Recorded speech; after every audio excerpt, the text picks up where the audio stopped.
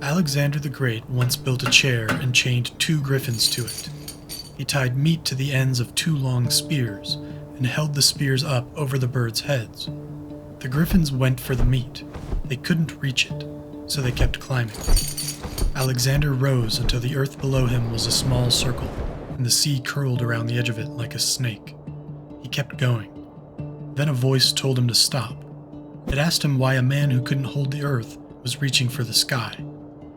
So he lowered the spears. The griffins chased the meat down, and Alexander came back to the ground. Later, he went the other way.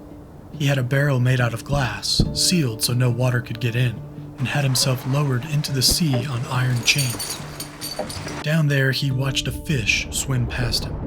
It took 3 days to pass. He watched big fish eat small fish and bigger fish eat those. He decided the sea worked the same way the world did, and that he hadn't invented anything. Then the person holding the chain let go. In some versions, it's his wife. In some, it's a lover who'd been talked into running off with somebody else. Either way, Alexander at the bottom of the sea in a glass barrel and nobody holding the rope. None of that happened. But for 1,000 years, it was the version of Alexander's life most people actually read. Not a legend told at the edges. Not a story anyone knew was a story. This was the book. If you lived in medieval Europe or Persia or Ethiopia, and you knew who Alexander was, there's a good chance this is how you knew him. As a man who flew to heaven and went to the bottom of the sea. It's called the Alexander Romance. Nobody knows who wrote it. Whoever did put somebody else's name on it. Callisthenes, who was real, and who'd been Alexander's official historian on campaign. There's a problem with that. Callisthenes died in Alexander's custody. He was arrested after he refused to bow to him, and he didn't outlive him. He could not have written a book about Alexander's death. Scholars worked this out and then had to call the author something, so they call him Pseudo-Callisthenes, the fake Callisthenes. The book got out. It was copied, translated, rewritten, and translated again. Latin, Greek, Armenian, Syriac, Arabic, Hebrew, Persian, Ethiopic, French, English. Dozens of languages, and dozens of versions inside those languages, each one adding whatever the last one was missing. In Persia, he stopped being a foreign invader. He became Iskandar, a prince with a Persian father, which made the conquest a family matter. In Ethiopia, he became a Christian saint. In medieval Europe, he became a knight. Everywhere the book landed, it rewrote him into somebody local, and every one of those versions was somebody's history. The most popular parts were the letters. The romance is full of letters supposedly written by Alexander himself, back to his mother or to his old tutor Aristotle, describing what he'd found in India. They don't describe tactics.